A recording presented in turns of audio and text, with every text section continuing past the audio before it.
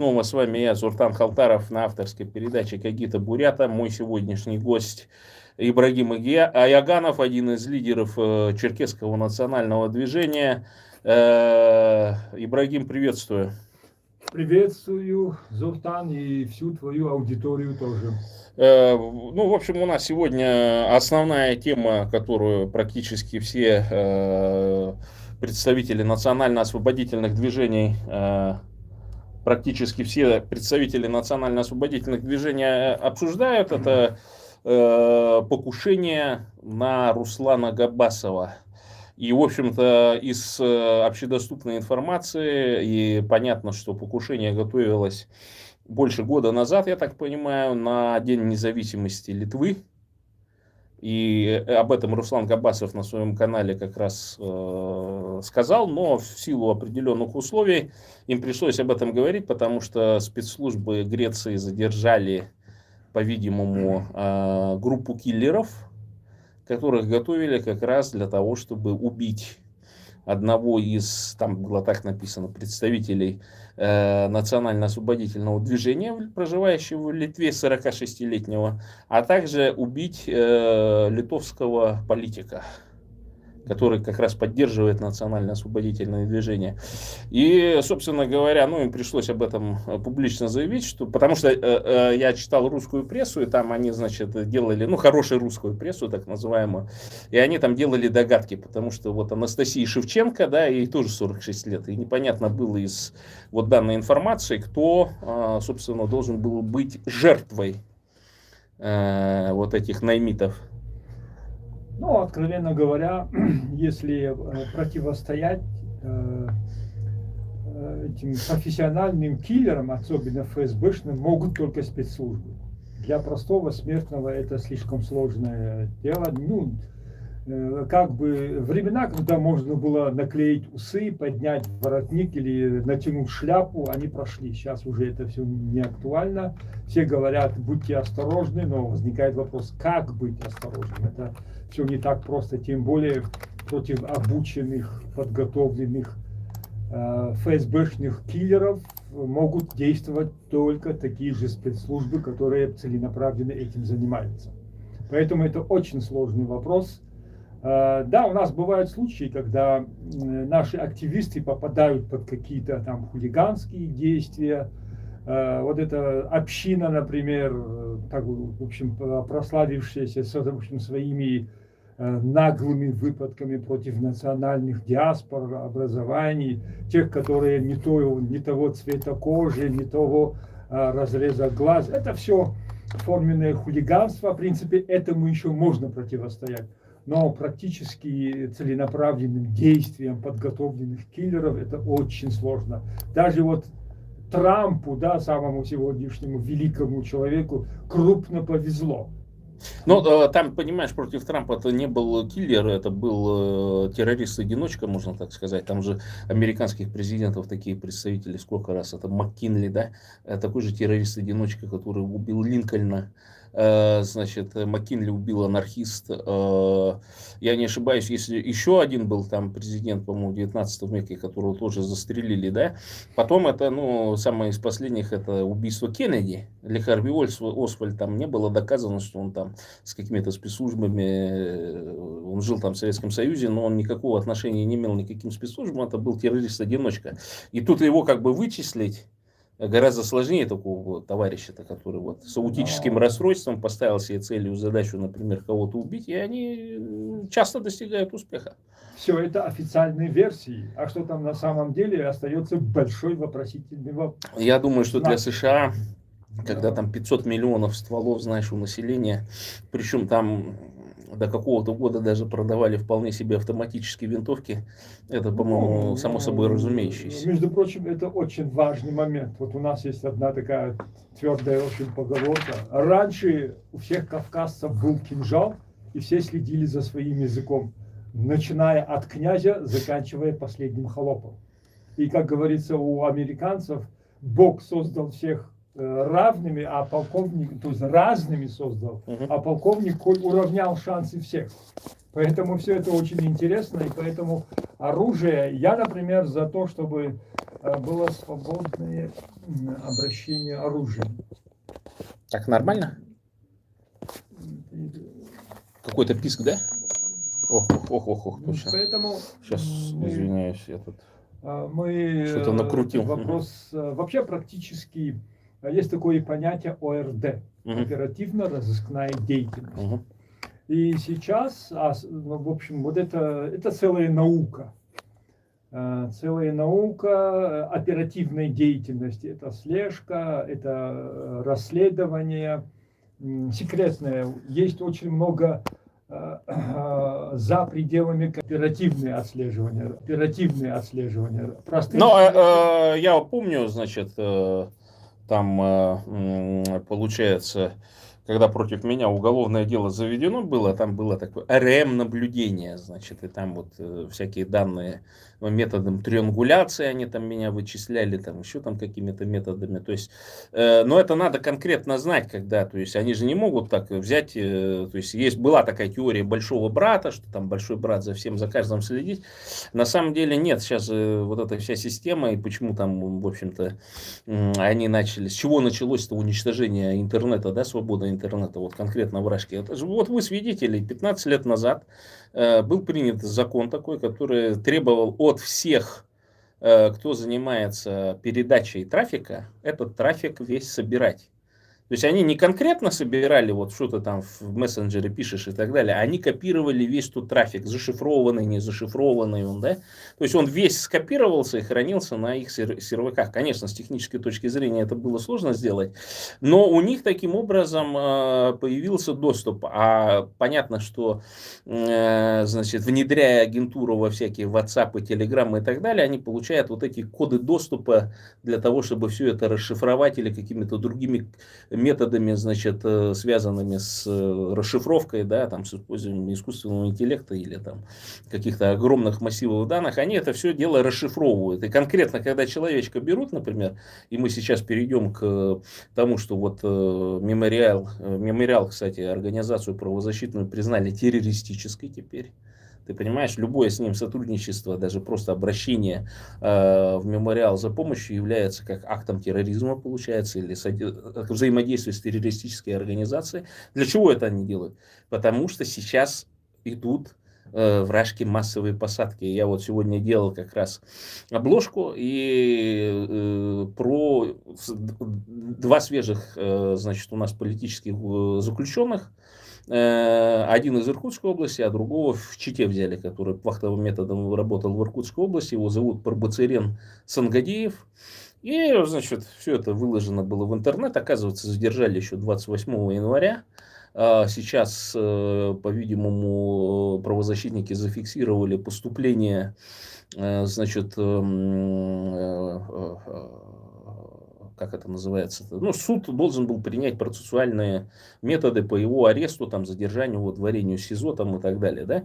И вот что ему вменяют? Ему вменяют конкретно то, что вот взяли этот трафик, условно говоря, который где-то на этих границах, и либо его кольнут, а если он будет все отрицать, ему вот как раз этот весь расшифрованный трафик покажет, что там ты с фейка сидел, там это, но это ты писал. И для них главное, чтобы этот человек признался, что это он писал, а сейчас он поедет на 10-15 лет. Да сейчас особо и не смотрят, признался он, не признался. Ему могут написать какого-нибудь, да, в общем, аккаунта. Да. И этого будет достаточно. Тем более сейчас вот эта вербовка идет, все вот эти молодые люди, которые не имеют соответствующего протеже, который может его отмазать, то есть там нету дядьки, который где-то около власти пасется. Такого парня вычисляют через агентуру, особенно те, кто вот в мусульманском мире, те, кто посещают мечеть. Этого достаточно, если он иногда ходит в мечеть. Ну, вот у нас есть мент-правозащитник, я все не понимал, а что, как он конвертнулся, да? Безбожником был, а тут раз и в мечеть ходят, там молятся и все прочее. Командировали. Командировали его. Ну, не обязательно мента туда командировать, достаточно молодого человека где-то задержать, пару, в общем, вещей ему отпустить, дать ему условия, или ты подписываешь сотрудничество, или идешь в тюрьму. Или же вот сейчас массово у нас, в общем, в Черкесии начали практиковать, берут вот этих... Если человек бородатый, этого достаточно. Вот этот аксессуар Я с сразу бородой. вспоминаю бороду Умара Хитинова, Да. нашего соведущего. Борода – это уже отличительный аксессуар. Бородатого можно просто задержать. Их этапируют прямо в Москву из Нальчика. 1600 километров. Ничего себе. Тратят на эти бешеные деньги. Там в СИЗО, где-то в серьезном месте ему предлагают: или ты подписываешь контракт на СВО, или идешь в тюрьму. А тут, если даже в тюрьме, в общем, попадешь, это не гарантия, что ты можешь выжить, потому что в тюрьме тебе на другом уровне опять предлагают тот же самый контракт. Пресс-хату закидывают. Да, закидывают, устраивают. Этим... Или ты гибнешь, или идешь на СВО. В результате куда деваться? В общем, подписывают. А потом система налажена, их как скот загоняют в этот коридор, откуда он не может, в общем, ни вправо, ни влево, в общем, выйти. Вот эти мясные штурмы. И если человеку повезет, и у него какой-то шанс сдаться противной стороне, он есть шансы выжить. А если такого шанса нету, если вот эти заградительные линии, во всех этих штурмовых батальонах есть люди, которые следят за этим, в случае чего они обнуляют и могут заплатить просто. Вот даже вот эти командиры, в чьи руки попадают вот эти банковские карты с хорошим балансом, они могут легко, в общем, заказать такому киллеру, в общем, где-нибудь на нуле аннулировать, и эта карта остается. Но зачем, когда надо просто с украинского бюджета, с бюджета ВСУ списать $800 дрон? То есть зачем его обнулять, когда это минус $800 дрон, а то и 2 дрона иногда прилетают. Вот если смотришь эти, значит, от Мадьяра видео, от других, там вот как раз полно таких видео, когда прилетает дрон, и потом, чтобы удостовериться, что его обнулили уже 100%, прилетает еще второй дрон. Там, ну, такое большое количество пластида или тротила, значит, что там разрывает на молекулы всех этих персонажей. То есть, ты знаешь, вот вообще был такой голливудский фильм «Враг у ворот» назывался, про, значит, оборону Сталинграда, и там про такого снайпера, значит, которого Джуд Лоу играл, по-моему, Василий Зайцев, если я не ошибаюсь. Ну, это известная историческая персона. Ну, и там, значит, показано, что как будто бы это дуэль снайперская. По-моему, еще даже советский фильм такой был на основе какой-то книжки. И вот там в самом начале было показано, как одна винтовка, значит, с одним патроном и, значит, тоже мясной штурм такой против немцев. И такая буря там поднялась, недовольство, да такого не было. Да к тому времени уже, мол, там поставки, ну, американского вооружения подошли уже, там американским оружием воевали уже и гильзы из латуни американской делали и так далее. Мол, дефицита не было, это все американцы опять придумали. Так ты представляешь, ну, это же американцы не придумали, это так и было. Это, наверное, значит, воспоминание немцев было оставлено о том, что там закидывали. И мы вот можем в Голливуде, смотря вот эти картины, да, понять, что это то же самое, это не новое, это практиковалось, просто вот эти мясные штурмы практиковались еще со Второй мировой войны. Просто там это все подавалось как патриотизм и все прочее там и так далее, а это везде было систематически. И немцы-то, собственно говоря, же там, что некоторые пулеметчики немецкие, они с ума сходили на этой. Потому что за раз там 1500-2000 тысячи клали. Ты понимаешь? Ну, бабы-то думали, нарожают, а в итоге... Ну, не думали, а приказывали. Не, ну там как раз же вот после вот этой войны как раз русский мир начал сужаться. Русская женщина перестала рожать. Ну, кажется, Жуков был, в общем, хозяином этого выражения. Ничего бабы нарожают. Но для него, как царского офицера, которого планомерно готовили, и он, вероятно, он так и воевал в Первую мировую.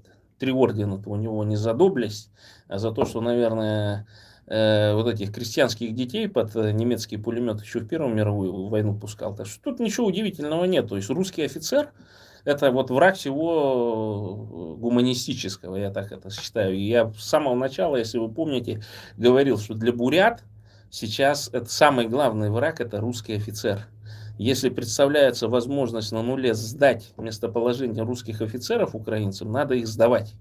Давать геоточку, там, класть специальные, там, значит, я не знаю, ну вот как вот за Габасовым следили, АРТЭК, чек, и данные он передает.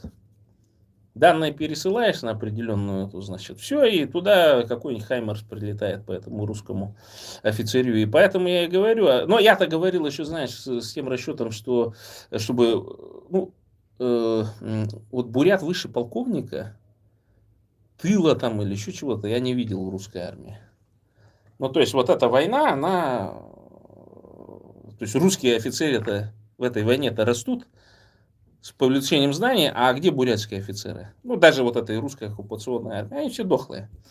Потому что им и с них требуют геройствовать. И я более чем уверен, что так же и обстоит с представителями других наций офицеров. Ну, которые сознательно пошли там русскому миру служить, там их можно манкуртами называть и все прочее. А их где? Где они? Нету их. Их всех обнулили. Кто не дурак. Кто дурак, точнее. А кто не дурак, он там вынужден сидеть, это как его, бабками откупаться. Ну, в принципе, эта практика была всегда. И не только, в общем, у русских. Примерно так же воевали французы в Северной Африке, англичане в Индии. Для них местное население всегда было расходным материалом. Потому что особо опытных офицеров из колониальных войск, они были нежелательны, потому что всегда была угроза, что они могут оказать прежде всего сопротивление им самим. Поэтому на каком-то уровне все эти офицеры, которые набирали опыт, тем более они же служили не в своих войсках, а в колониальных войсках, и они уже знали, как они воюют, какая тактика, они владели стратегией, даже и оружием в первую очередь. Поэтому, вот, например, вот исторический Аттила, знаменитый гунн, образование получил в Римской империи. Поэтому очень эффективно против них воевал, потому что прекрасно знал их и тактику, и стратегию.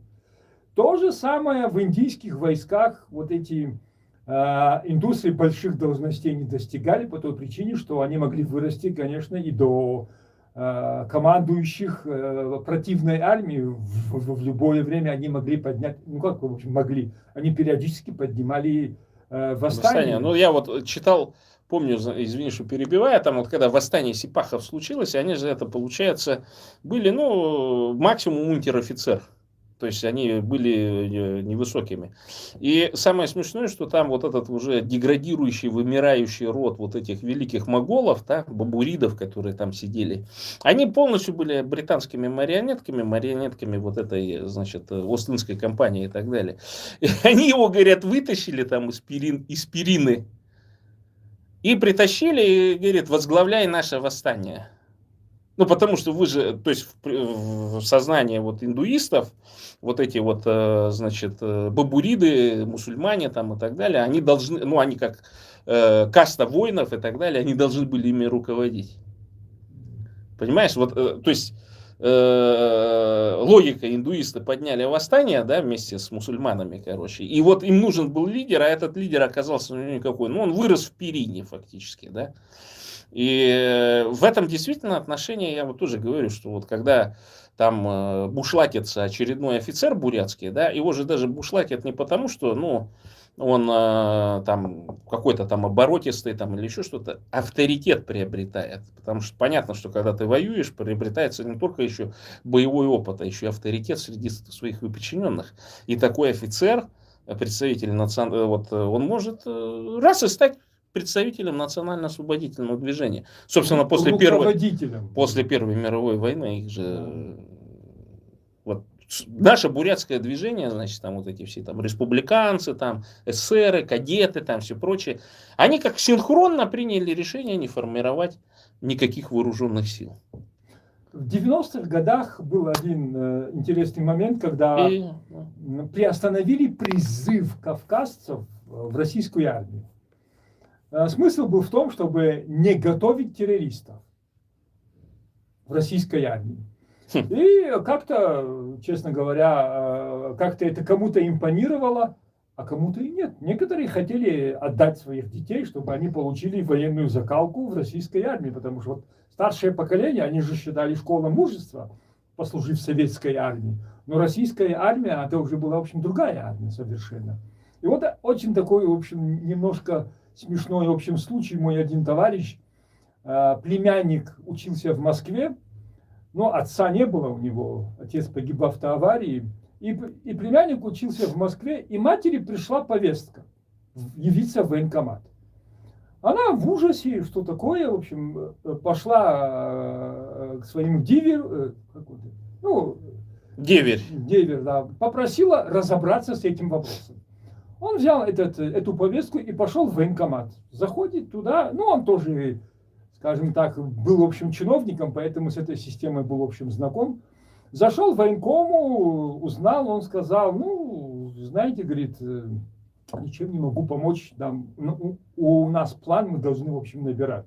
И он его спрашивает, а есть возможность как-то отмазать? Он говорит, да, говорит, 70 тысяч рублей, и мы можем это сделать.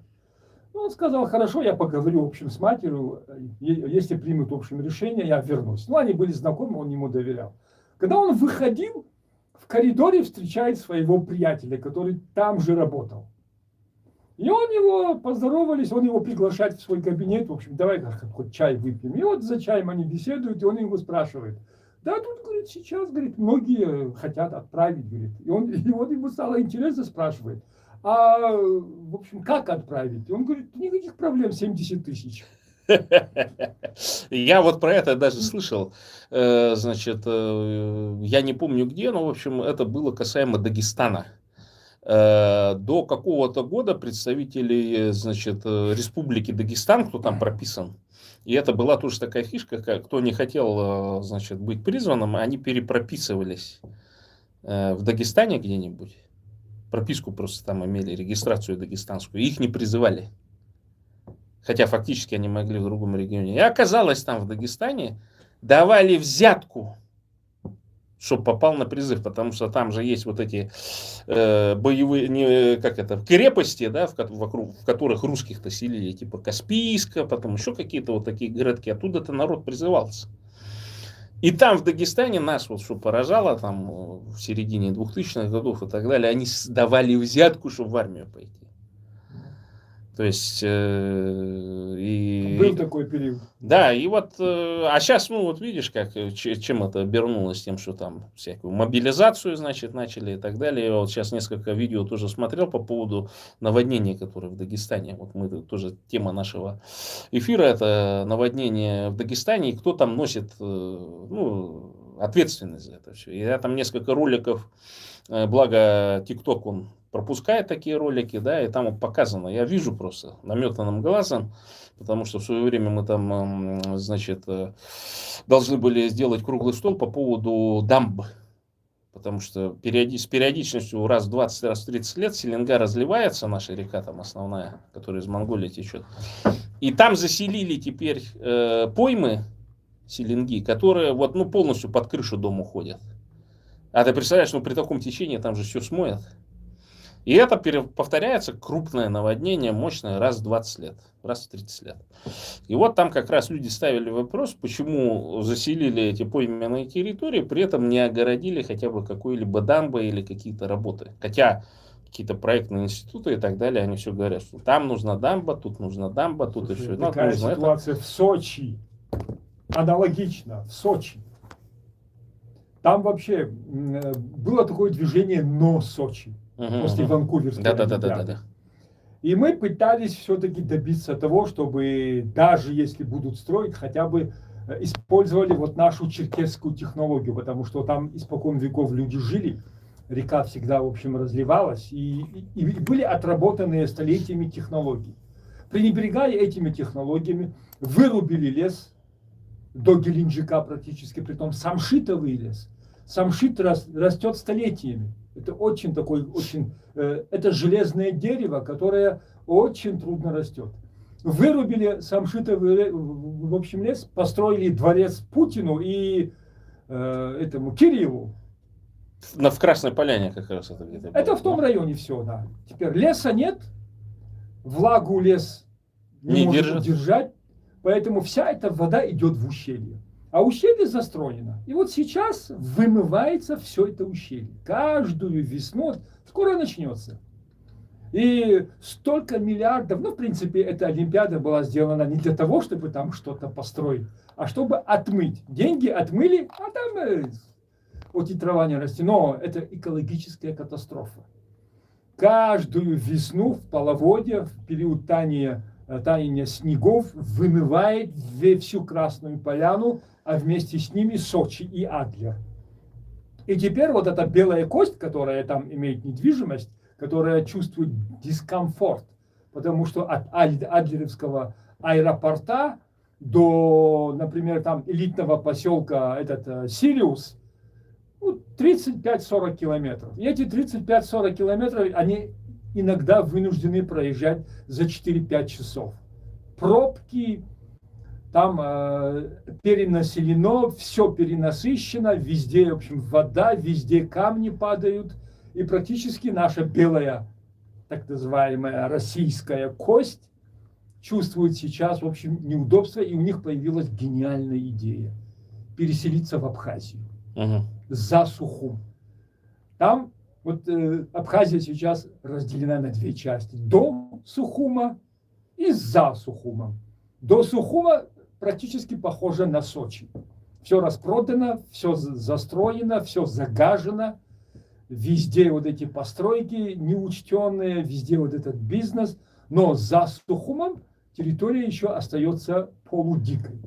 И вот там простор открывается, и вот посередине, там есть один город, Очимчира, 40 километров. Сухумский аэропорт отремонтировали. В этих Очимчирах от аэропорта 40 километров строится порт, куда планируют также и перевести ВМФ, военно-морской, в общем, флот России.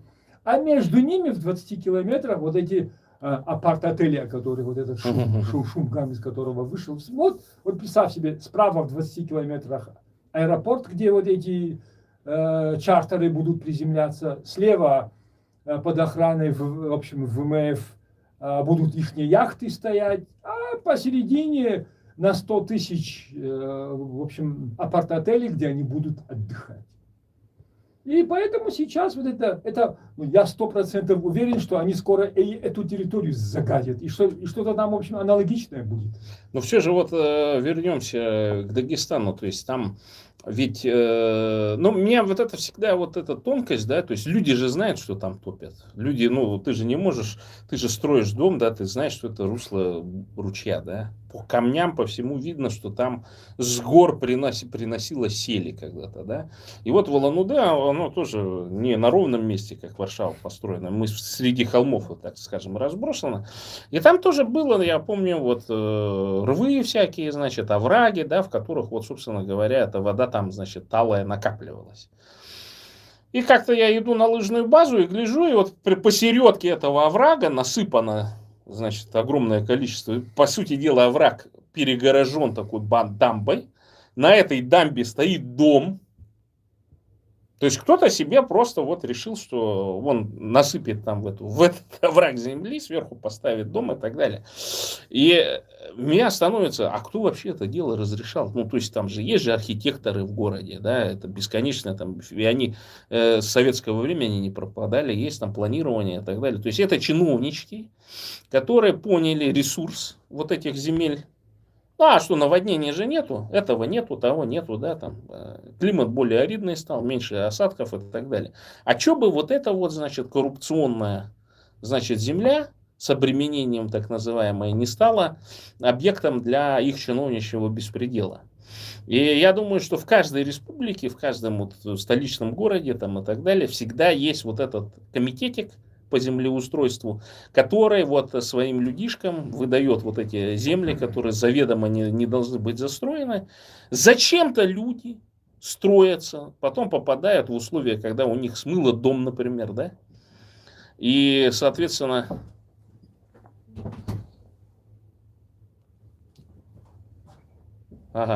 смыло дом, да, и они не могут даже за компенсацией обратиться по той простой причине, что они незаконно построили с самого начала. И потом людей ждет такой банальный сюрприз от тех же самых чиновников, которые нагрелись, о том, что, ну, извините, вы знали сами, где строитесь и так далее, да и вообще вы, согласно там земельному кодексу и так далее, неправильно землю приобрели. Но вот в национальных республиках это еще гораздо более, значит, непотребно. Почему? Потому что свои же, вот эти манхурты, наживаются на своих же часто, и причем самых таких нуждающихся, там, таких как бесправных людях и так далее, понимаешь? И вот это наводнение как раз в Дагестане, оно показывает вот эту всю систему. А ее нужно менять все, сбрасывать. Ну, сбрасывать. у нас вот сколько налогов федеральных, никто не знает, это под большим секретом. Но вот какие субсидии знают все. И вот в Дагестане вообще уникальная ситуация, потому что народ совершенно разношерстный. Там чуть ли не где-то около 35 таких этносов со своими особенностями, с уникальной культурой, с языком, с повадками. И вот что удивительно, ну, во-первых, это, скажем, железное правило. Ну, почти до половины средств, которые приходят из Москвы, точнее из Кремля, они откатываются обратно. Оставшаяся половина, я уже рассказывал один этот дагестанский, в общем, анекдот, который ходит по всему Кавказу. Вот Еще раз расскажи. Да, старый вот этот президент, в общем, Абдул-Салам этот Магомедов, он Борису Николаевичу, они же друзьями были, старшие. Борис Николаевич, не могли бы вы нам немного денег добавить? Ну, Борис Николаевич так посмотрел с похмелья. Абдул-Салам, а что вам, денег не хватает? Да мне-то хватает, вот народу не хватает.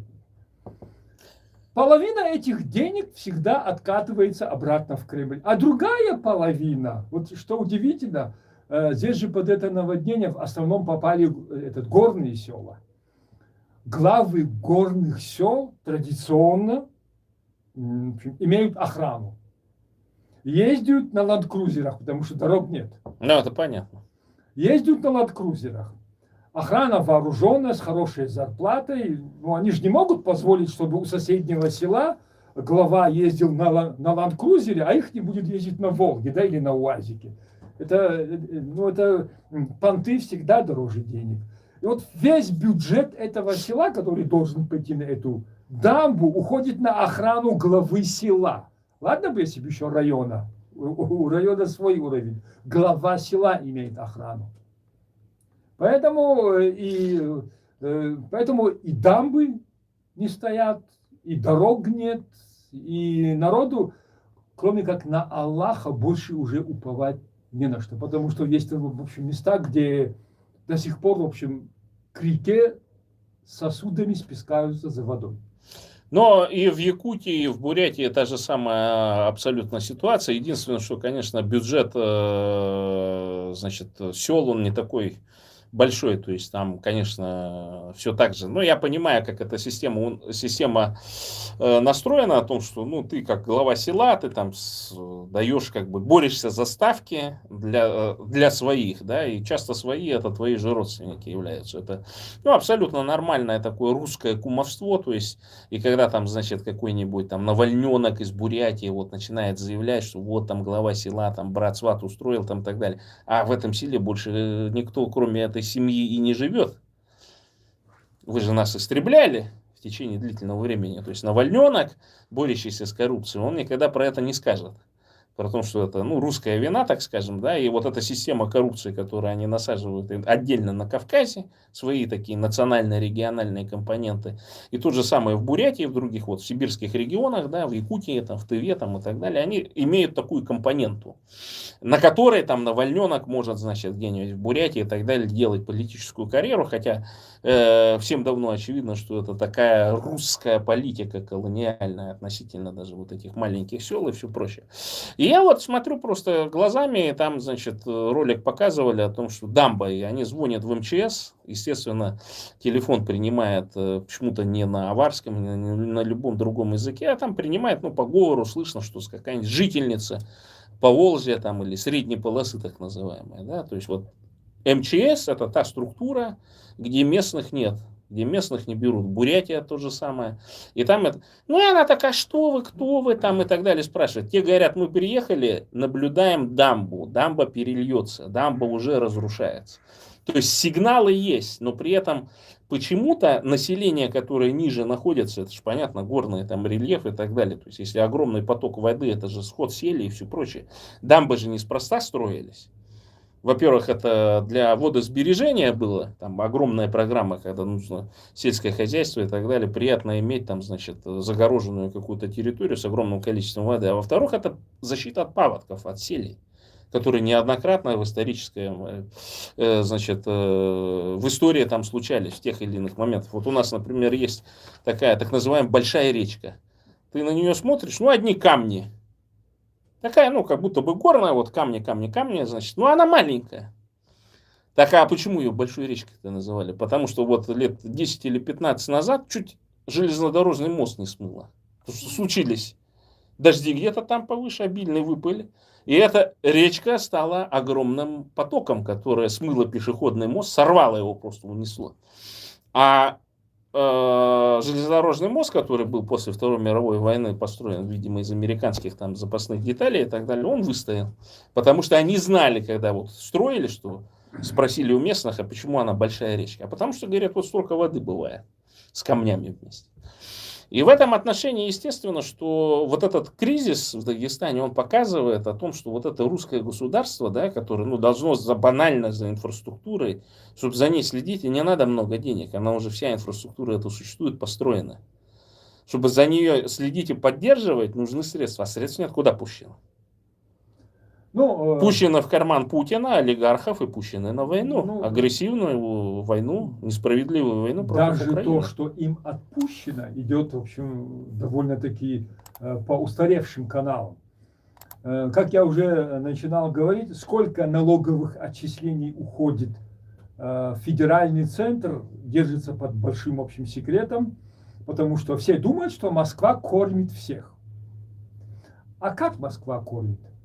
Вообще у нас на Кавказе есть этикет, что критиковать дагестанцев может только дагестанец, чеченцев может только чеченец. Но сейчас разговор зашел по Дагестану, потому что они попали сейчас под пресс.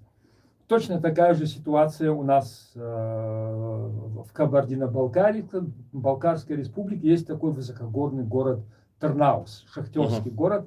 Там раньше был рудник очень большой вольфрама и молибдена, который добросовестно похерили, просто его спустили на металлолом недавно совсем даже.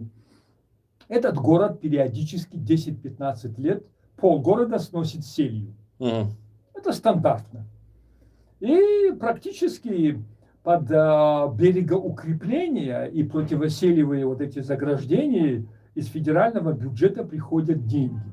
Но все равно стабильно сносит город. Почему? Потому что деньги, которые пришли, во-первых, отбиваются, во-вторых, местная элита, так называемая, забирает свою маржу с этой суммы, а на то, что осталось, можно где-то построить, в общем, фундамент, чтобы потом сказать, что все-таки какие-то работы были. А сколько, ну и что самое удивительное, все равно в этой пойме что-то строят, что-то там заграждают. Но иногда эффективнее просто город переселить, нежели чем... А это, понимаешь, это же каждый год, если тупят, короче, это же какая возможность просто украсть эти финансовые средства. Ну, это очевидно. То есть так работает русская колониальная система.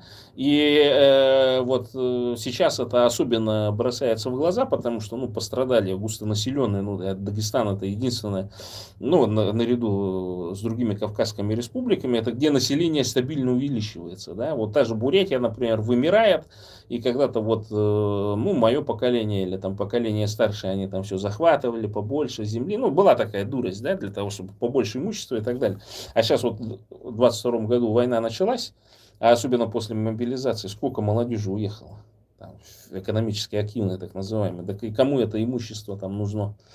И, соответственно, естественно, через какое-то время это случится определенный кризис, в том числе инфраструктурный. И об этом давно писали и, значит, пропутинские, и антипутинские экономисты, о том, что сейчас фактически вместо того, чтобы отправить финансовые средства вот от этих сверхприбылей, от нефтяных и так далее, на переоснащение инфраструктурное, значит, на значит, вот вот эти предприятия, да, то есть новые станки на разработку, на собственных инженеров там и так далее. Ну, куда Путин спустил? Через олигархов, через это все якобы на войну уходят, а на самом деле мы же прекрасно понимаем, кто за счет этого обогащается. Обогащаются сторонники так называемого русского мира. Война началась 4 года, а это воровство, оно продолжается 25 лет. Но, понимаешь, нужно же зафиксировать результаты этого воровства. То есть, почему, собственно, выгребается вот это, там же не только маргиналы и зэки. Я вот, например, когда, значит, начал интересоваться, а сколько вообще зэков сейчас? Ну, сидельцев. И какова емкость вот этих всех тюрем, значит, зон, колоний и так далее. Оказывается, что на 2020, по-моему, 5-й год, если я не ошибаюсь, количество сидельцев ЗК наименьшее чуть ли не с каких-то там Второй мировой войны. 300, во всех СИЗО в этих сидят 330 тысяч. И оно, какое-то количество сидельцев увеличилось с 2022 года. Увеличение. Однако емкость всех тюрем и так далее, думаешь, сколько? УФСИН каждый год численно снижала, но емкость, ну, соответственно, сколько денег они получают, 743 тысячи мест. То есть, фактически, получается, еще они могут увеличить в 2 раза. И я это к чему говорю? О том, что ну, вот количество, значит, политических заключенных среди бурят увеличилось. Было раньше там 3-4 человека, сейчас 8 стало. Сейчас сидят 2 девочки Шагдаровы в СИЗО московском, значит, грозит государственная измена до 20 лет. Сейчас, значит, вот этого парня взяли, ему 2 статьи мотают, это примерно, ориентируясь на предыдущие, значит, от 5 до 15 лет могут получить. Потому что он каким-то образом там взаимодействовал якобы с украинской организацией. И знаешь, на этой неделе случилась провокация на одном из моих каналов. В комментариях, я думаю, наверное, что в телеграм-каналах я комментарии отключу. Появился аккаунт, значит, на MadFree, там, значит, с рекламой какой-то. Ну, явно это бот, что мы там за свободу, что-то в этом роде. А я до этого буквально читал о том, что подразделения Намад, они, значит, объявление сделали, что данный аккаунт Намад Free, он никакого отношения к их этому не имеет. То есть, видишь, уже удочку забрасывают. Понимаешь, я еще вот, ты слышал, наверное, что меня в этот список таких русофобов, значит, сайтом и так далее внесли и так далее. Вот стоило только на форум Свободной России съездить, тут же меня туда воткнули, короче. То есть там, видимо, кто-то сидел. Это вот, возвращаясь к вопросу о том, кто всю почву подготовил под, значит, нападение на Габасова, я более чем уверен, что это, значит, хорошие русские, которые там находятся по тем или иным причинам, предоставили полностью информацию, потому что киллеры уже все знали про него, марку автомобиля, где он паркуется, где он живет. Потому что, ну, по словам Габасова, значит, он должен был быть убит, вполне возможно, что с его женой и его ребенком, потому что киллер уже сидел в подъезде, ждал. Но литовские спецслужбы сработали, как говорится, четко, грамотно, и он был задержан, и это год все раскручивалось, видимо, с помощью соответствующих там, значит, демократических методов. В итоге была установлена вся схема, и говорят, что заказчиком являлся некто в Германии, гражданин Германии.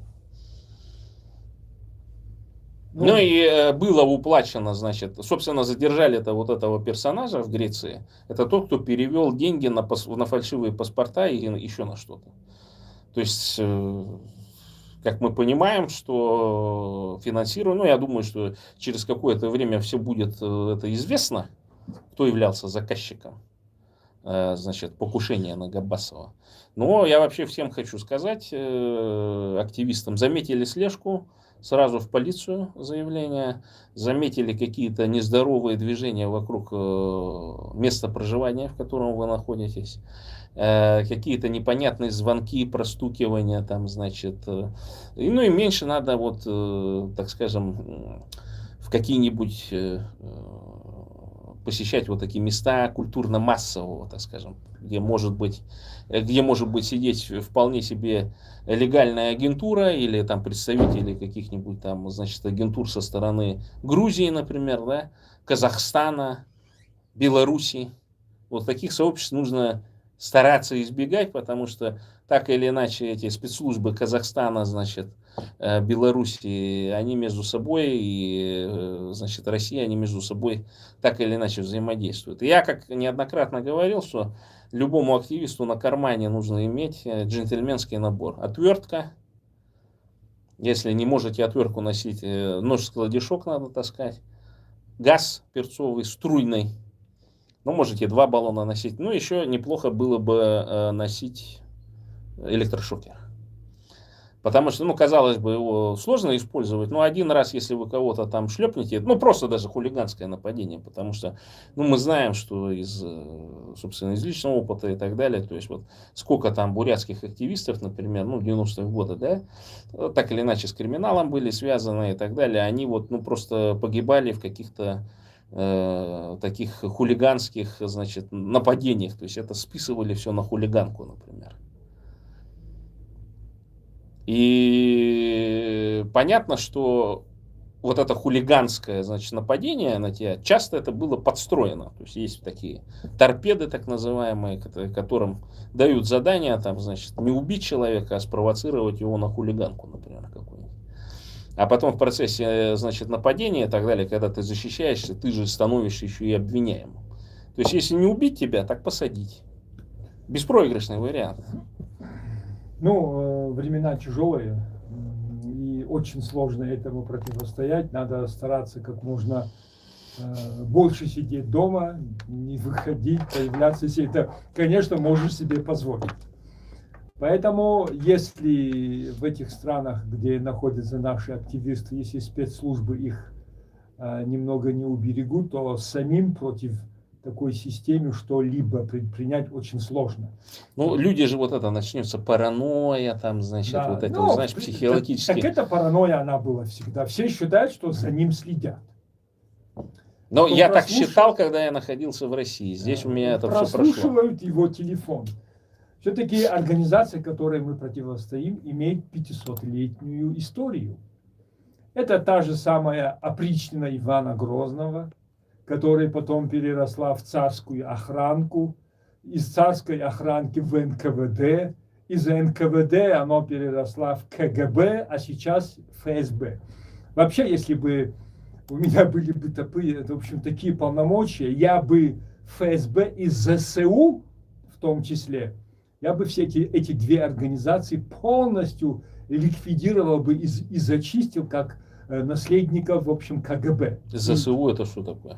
Это украинская служба. СБУ? СБУ, я хотел сказать, извините. Это их тоже надо, потому что они все-таки наследники. Вся эта зараза и у них тоже осталась. Несмотря на то, что они сейчас довольно-таки эффективно борются со своими коллегами, но они из той же самой конторы, они являются их наследниками. И я думаю, после окончания войны, может быть, сейчас это по сегодняшний день не актуально, но после окончания войны эту организацию надо ликвидировать. Не, но я думаю, что Украина войдет в Европейский Союз, они уже, вот это как-то незамеченно прошло, что они уже получили определенное, значит, то же самое перед тем, как вступление в Европейский Союз, каждая страна получает определенный пакет документов, где что они должны исправить. Я более чем уверен, перед вступлением в Европейский Союз, а это неизбежно случится с Украиной, вот эта вся система, она будет поставлена под жесткий контроль, потому что, ну, сейчас вот, например, известный случай был, значит, месяц назад там гремела ситуация, когда какого-то офисника, так называемого, с Днепра, там, значит, где-то выловили на Бали с его еврейской девушкой, значит, еврейская девушка в итоге улетела, а тот, ну, в общем, был расчленен, демонстративно где-то на берегу выброшен, в общем. То есть, и, по-видимому, это случилось из-за того, что он на видео там, ну, признался, что его крышуют какие-то, значит, представители, даже имена назвал тех, кто крышует от СБУ. То есть, там типичное произошло сращение криминала и СБУ, ну, не будем плохо говорить, но то же самое в ФСБ было. Я когда в середине 2000-х годов, значит, слушал телевизор, и там вот говорили, что американцы вот установили, что в России произошло сращение криминала и вот этих вот всех органов правоохранительных. Я еще так подумал, что ну, не может быть такого. А на самом деле так оно и есть. То есть это просто сращение не на родовом уровне прошло, а сращение на уровне руководства. То есть это одно и то же. Нет различий между мафией и между полицией, между ФСБ и так далее. Это абсолютно срощенная внутри, значит, система. А разве не было, в общем, сращивания КГБ с криминалом? Все эти воры в законе, они же все курировались КГБшниками. Не, они курировались, но дело в том, что КГБ-то изначально это же был орган партийный, ГПУ когда создавался. Да какая разница? Чем КПСС есть такая теория о том, что коммунистов КГБ предало, потому что они накопили, КГБшники, их подчиненные им там, значит, вот это все жулье-варё и так далее, столько капитала в виде теневых, что они не могли их легализовать. И коммунистическая система, которая декларировала вот эти коммунистические постулаты, она им мешала. Так, сейчас перейдем еще на один вопрос по поводу, значит, Иран и Трамп. Вроде как перемирие на 2 недели. Это фейк? Или же просто Трамп готовится, например, зачистить Йемен или Кубу? Как ты думаешь? Я очень удивляюсь, потому что Трамп один в один, в общем, повторяет Путина. Угу. Я вообще поражен этим. За 3 дня Киев, точно так же, в общем, Трамп пытался за 3 дня взять Иран. Он был уверен, что он, в общем, постреляет, в общем, шквалом, в общем, ракет, и они сдадутся. Путин был очень воодушевлен зелеными человечками в Крыму. Точно так же воодушевление, в общем, Трампа Венесуэлой. Армия российская считалась 2-й в мире, а американская армия, она была 1-й. Не, она и есть 1-й. Ну, уже появились сомнения. Не, ну они же, видишь, закидали бомбами, ракетами. Закидали, а смысл, итог какой? Ну как, Иран стоит? Во-первых, уничтожили все производственные мощности по баллистическим ракетам, по шахедам. Я более чем уверен, все, значит, заводы подземные, которые в течение 40 лет Иран строил, они все заблокированы. Извините. Ну, то есть, подземный завод, он хорош, когда у него там 10-15 выходов, или может вообще выходов нет, там какие-то подземные тоннели. Но ударили по входу, и все людишки, которые там работают, они оказались в заперти. Фактически из них консерву сделали. Слушай, понимаешь? Путин тоже снес несколько десятков городов, которые процветали, в общем, в свое время. А где победа? Где победа у Путина, где победа у Трампа? Они сейчас оба не могут оттуда вылезти. Это, в общем, итог. Тот уже 4 года не может вылезти, а это уже пару месяцев уже думает, как бы оттуда унести ноги, извините, в общем, за выражение. Но, знаешь, война и лень, они всегда двигали прогресс. И я вот как раз, когда там случилась, значит, вот эта претензия со стороны Трампа. Прогресс в Украине? Нет, вообще мировой прогресс. И в этом отношении, например, меня порадовал недавно ролик, значит, о том, что к чему привела война в Украине, да, то есть мы до этого с тобой на твоем эфире разговаривали по поводу дронов там и так далее. То есть, я все равно считаю, что вот эти все дроны, которые там, значит, применяются, это такой суррогат, короче, для того, чтобы, окопная война Первой мировой, там тоже какие-то различные изобретения были, собственно, чтобы эта окопная война прошла, танки придумали, да, то есть это все, современное. Дроны это современная, так скажем, интерпретация всех вот этих доделок, переделок и так далее, которые вот в Первую мировую войну создавались. А что конкретно американская экономика? Оказалось, ракет, которые били, мало, производство, крупные вот эти дельцы, так скажем, американского оружия не могут нарастить. А из-за чего? Из-за того, что систематически они выводили средства на выплату, значит, акций, акционерам там и так далее, то есть большие бонусы и все прочее. А в инфраструктуре еще как вот 70-е годы было создано, так ничем не изменилось. Там отвертками крутят, там прессование, там штампование деталей, значит, отливка и все прочее. То есть это все старые методы. И вот показывают новое уже инновационное предприятие, которое методом 3D-печати печатает, надо же, титан печатает, другие, то есть полностью ракета напечатана на 3D принтере. Это совершенно новая технология, удешевление и убыстрение процессов просто в десятки раз. То есть это в том числе происходит благодаря тому, что... И когда начато было вот это производство?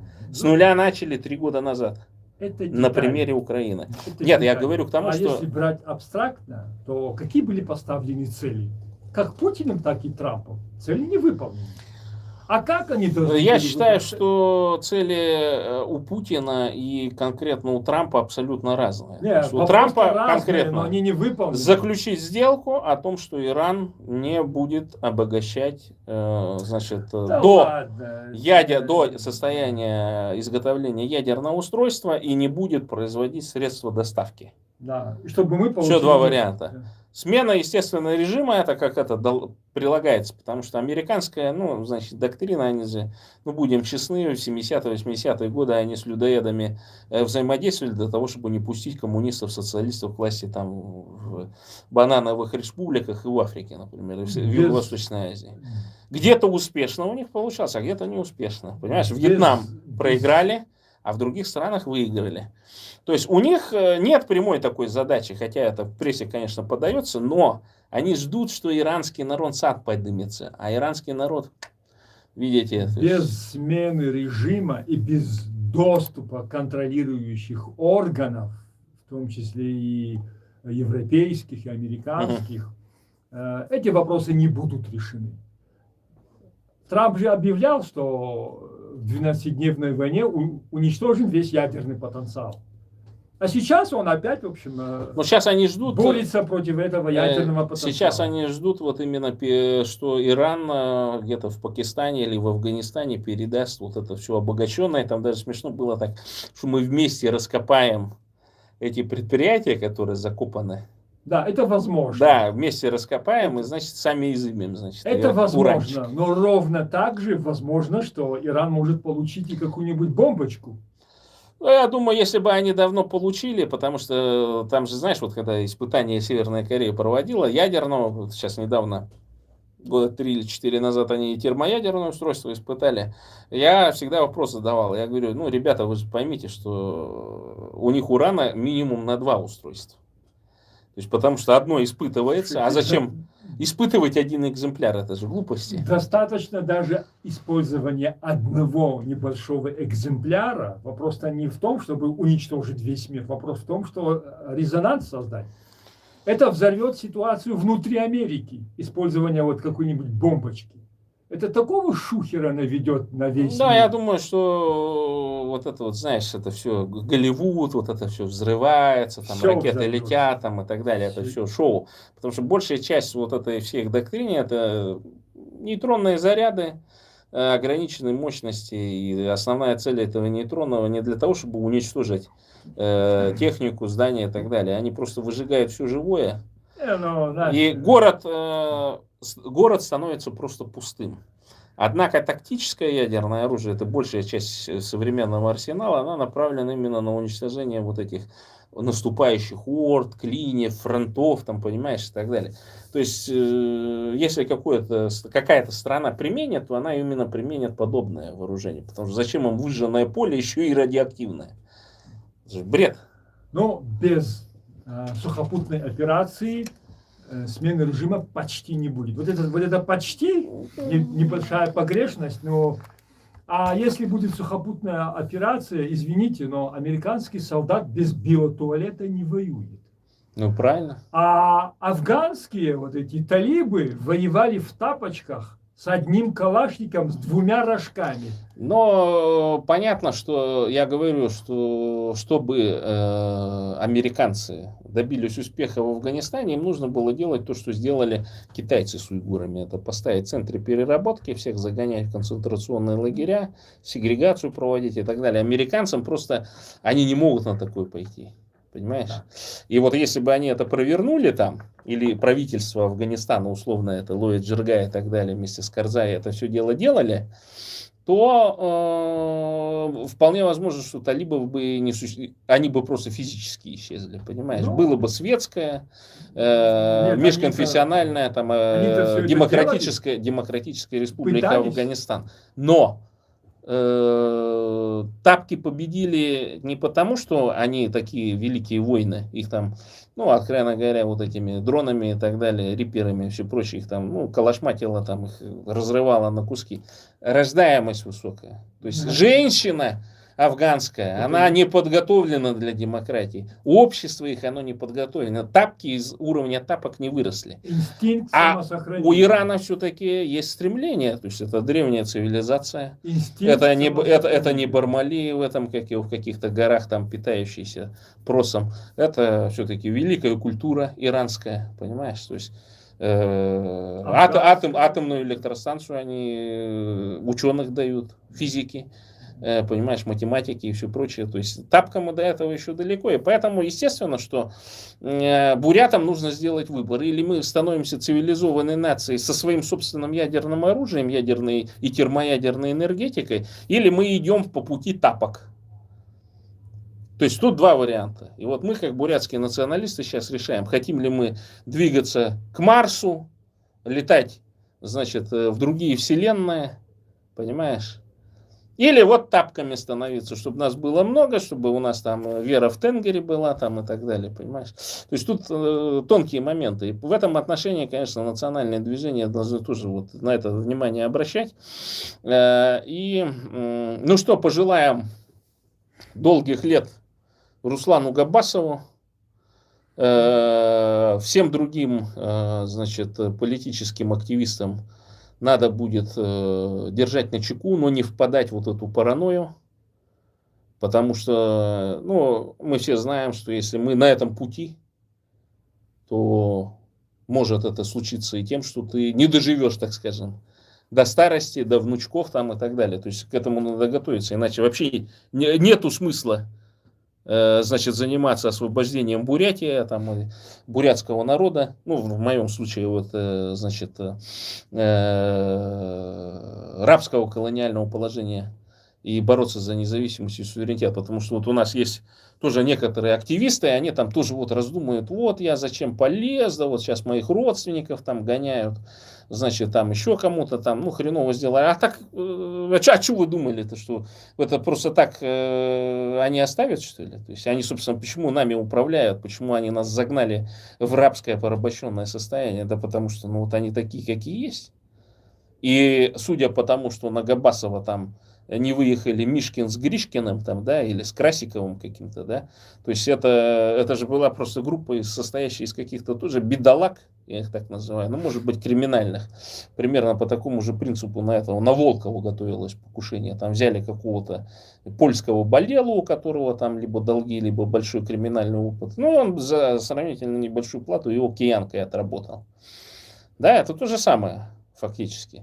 И поэтому мы пока не знаем информацию, кто стоит за попыткой покушения на Габбасова. Я вполне уверен, что это могут быть криминал из Башкирии, которому там, значит, Хабиров и все прочее там дали просто приказ в ручном режиме сделать. Потому что, ну, понятно, что в основном вот в медиапространстве Габбасов как раз оппонирует Хабирову непосредственно. И вполне возможно, что это оттуда исходило, а не из кабинетов каких-нибудь на Лубянке и так далее. Хотя не исключен факт, что их там несколько групп действует. Я думаю, с Лубянки бы, наверное, более профессионально быть. И эпипетином каким-нибудь подмазали там что-нибудь, ручку двери, вот как этого Скрипаля, да? Что там? Подмазали это, он ручку открывал двери, и это хватило, чтобы он с дочерью там чуть не окочурились. Да, сколько погибло людей еще до войны. Ну, сложно, в общем, очень сложно. Я, в общем, желаю, чтобы все наши активисты, кто в национальном движении, хотя бы и немножко повезло им, потому что время очень сложное. А террор всегда был очень эффективным оружием, особенно против национальных движений. И, в общем-то, в этом отношении мы, конечно, ты и я проявляем солидарность с Русланом Гайбасовым. Желаем, чтобы данная ситуация не повторилась. Ну и за собой надо, естественно, тоже, так скажем, вот как это, интуиция, да, чуйка, не расслабляться. Да. Так что вот такая ситуация, такова, значит, прошедшая неделя. Благодарю тебя, Ибрагим, за то, что принял предложение прийти на передачу. Очень интересно поговорили, практически все темы обсудили, которые нас интересуют. Ну, в общем, успехов тебе. Спасибо. Благодарю за внимание. До новых встреч. Так, ну и с нашими зрителями я прощаюсь традиционным методом.